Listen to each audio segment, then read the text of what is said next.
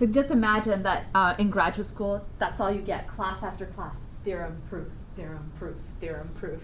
Sometimes the proof is not finished in one class period. There was one time that I was in a class that it took us a month to finish a proof. So every day you come into class and the professor starts where he left off on the part of the proof that he was on the previous day. So you just see like how smart humans are, how much we can hold in our minds. You just get this new appreciation of what we can do or what we can achieve. I always say that mathematicians sitting around in this department could solve many, many problems that are out there. They just don't want to because they want to work on their own things that interest them. Smart people. Okay, so next proof I'm going to do is it's a constructive proof, and you have to think about it and you have to break things down and look at examples. So it has a little bit different structure than what I just showed you.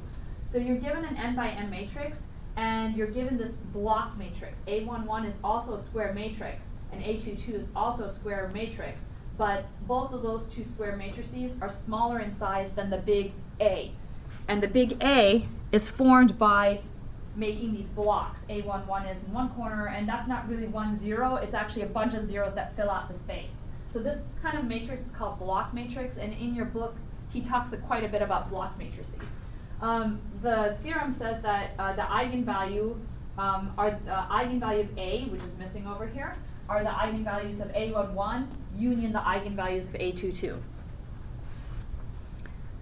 Well, that's a mouthful right there. What's this block matrix? I've never seen anything like that before. So if you haven't seen something like that before, you have to play around with some examples that you have to familiarize with. You're not going to get forward. That's what you have to realize. Like, you're not going to move forward until you actually work out some small numerical examples and see the whole thing work out.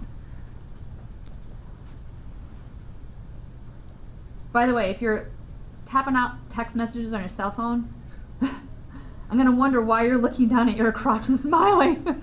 So make sure, you're not fooling me. You don't want me to think that something other than that. Okay, so here's an example. It looks like a diagonal matrix, right? So I just made a diagonal 2 by 2 matrix. And yeah, that fits. A11 is just a 1 by 1, 2, and A22 is a 1 by 1, 2 as well. So that gives me kind of an idea of, oh, it fits in my standard diagonal matrices. What if I have a non-just diagonal matrix, like I actually have a matrix sitting there? What would the rest of this matrix look like? Well, if I have 4 spots here, then to make the whole matrix square, how many things would I have to have here? I would think 4. Let me try and put 4 there. If I put 4 zeros there, then I'd have to put 4 zeros here, and then I could have, I made the second block matrix so it was different, so I could get more of a feel. The idea is to make an example so you can get a feel of something and get a better understanding of what it is.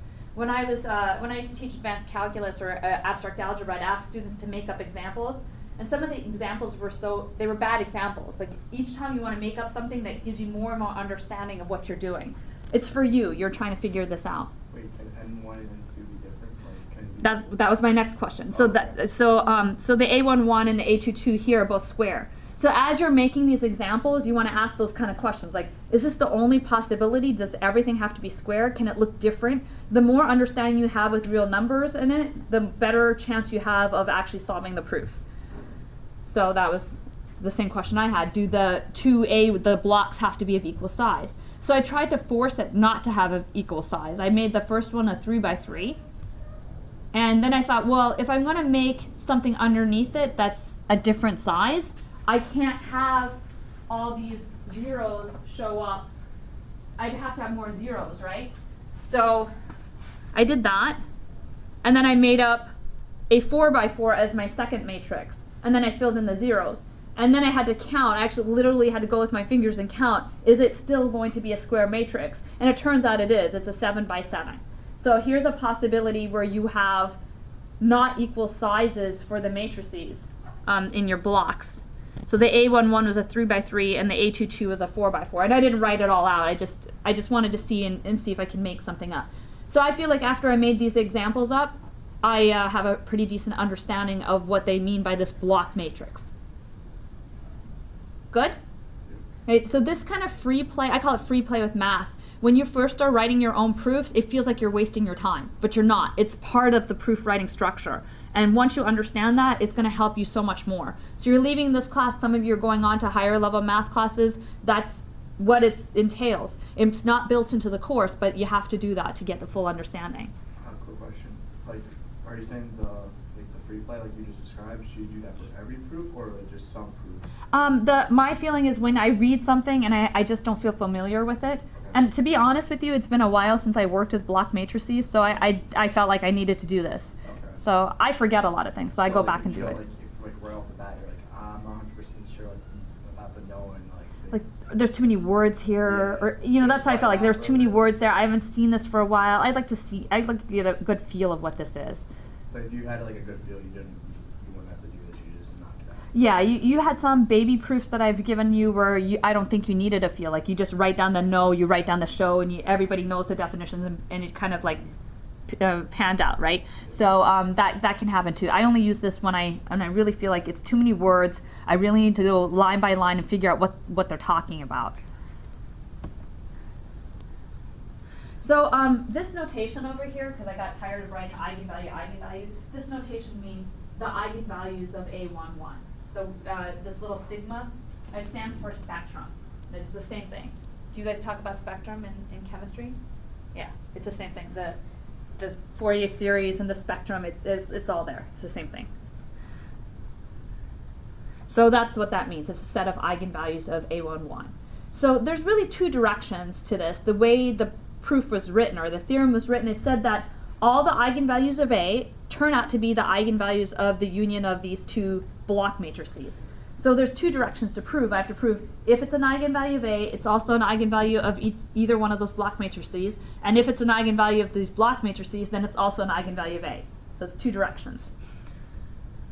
So I know that lambda is an eigenvalue of A. I'm just trying to spit it out as a no in the show, and you're going to see me stumble here a bit.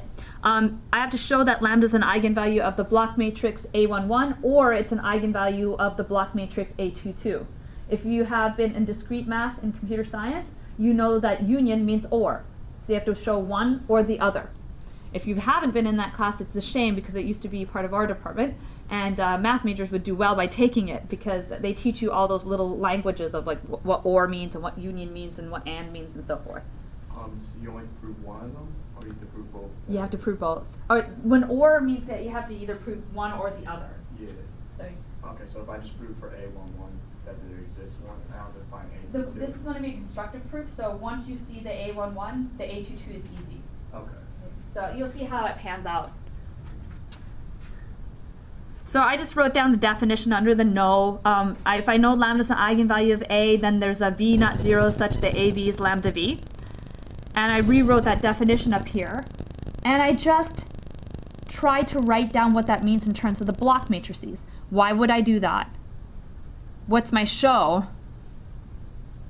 What am I supposed to show? That lambda is an eigenvalue of those block matrices. So those block matrices have to come into play somehow. So I placed it in the block matrices, and then I stopped right here. I paused because I'm like, what will this look like when I multiply this out? Will it turn out to have pieces of A11 or A22 in them? Not sure. So I'm going to run my example that I already created with a V1 to V7 and just check what it looks like. And I could see where this was going. So what I saw is that if you take this row dot this column, you're not going to get anything below V4. They're going to disappear out, right? So dot this one and this one, that's going to go away. Dot this one and this one, that's going to go away. Do you see that? Like with the numbers, I can see that. So I can see the pattern now. I see what's happening. I see what's happening. Do you see what's happening with you? Okay.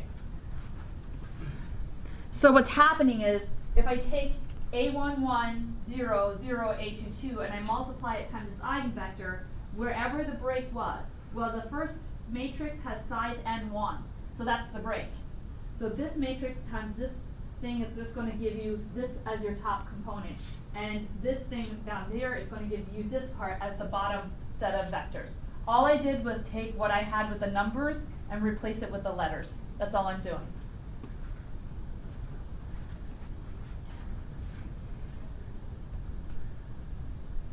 And then I just multiplied it out and said, wait a minute, I see something right now. I see something. So I'm stumbling around, this is real. This is how it works. So if all those tail ends were 0, and I knew that lambda was an eigenvalue of this guy, then I could just factor the lambda out. Then if a lambda is an eigenvalue of this part right here, and this part's all 0, then lambda times 0 is 0, right? So I can factor the lambda out, and I can get it to be an eigenvalue of the whole thing. So I can see it from the construction of working through things. So that's what I saw, is that if I knew lambda was an eigenvalue of this part, I could set all these other parts to 0, and I get lambda v back. So I've accidentally stumbled upon part of the proof. And the same thing's true for A22. I would just reverse. I would make zeros on the top part and then have, right, and it would work. And that proves that lambda's an that proves actually the other direction of what I was trying to prove. It proves that if I started out with lambda being a eigenvalue of one of the blocks, then lambda's an eigenvalue of the big one. But it doesn't prove that if lambda's an eigenvalue of the big one, it has to be one of the blocks, right? The other way around. And I wasn't convinced at this point that that part was true either. I thought maybe the book I got this out of made a mistake in their statement of the theorem. Why can't it be like the sum of them or something, right? It might be the sum of them. It doesn't seem like you have to have those zeros in there. So I did a little pause there for a second, and then I saw it. Here's the clean proof now.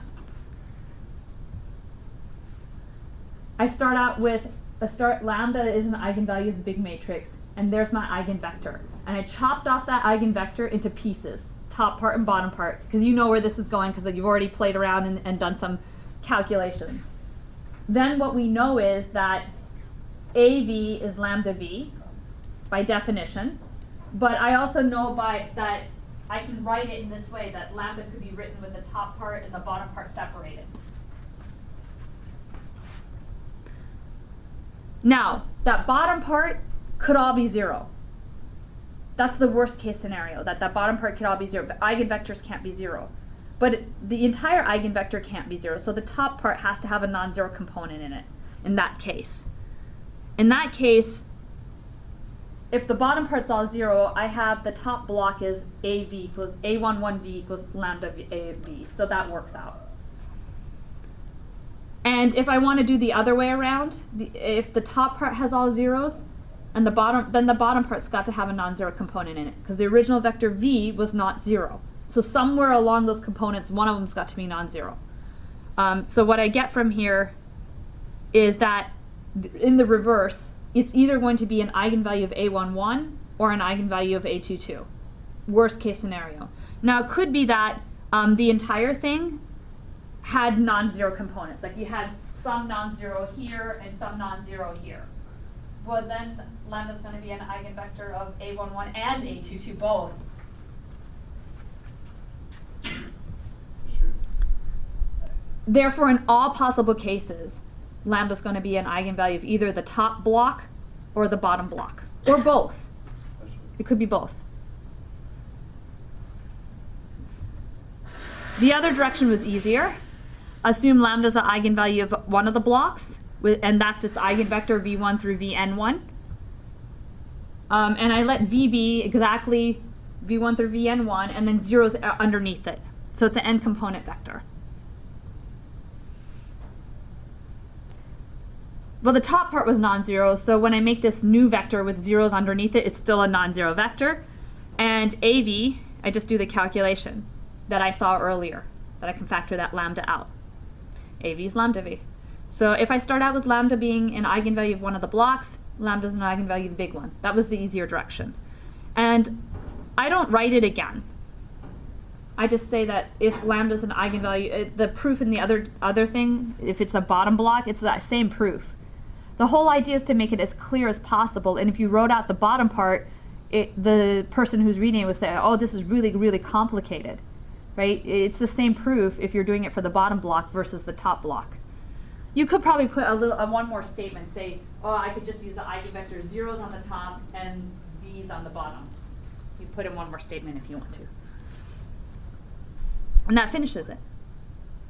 Or you said A is playing the previous argument, or Analogous? Oh, okay. It sound like a bad word or something? No, it's just all bunched up. But I was Oh, like, analogous. It's a math word, right? Mathematicians talk like that. I was trying to help my sister with math proofs in geometry when she was in high school. She thought, oh, I have an in, I've got a math professor as a sister. And I said, let O be the origin. She said, no, we don't write that. And my teacher has never let it, I'm not allowed to let O be the origin. I'm like, why not? You can call it anything you want. You can call it Harry if you want. She goes, but the teacher said doesn't do that. I've never seen the teacher do that. She's like, it's math teacher talk. He's going to know that I went somewhere else and got help. That's our QED.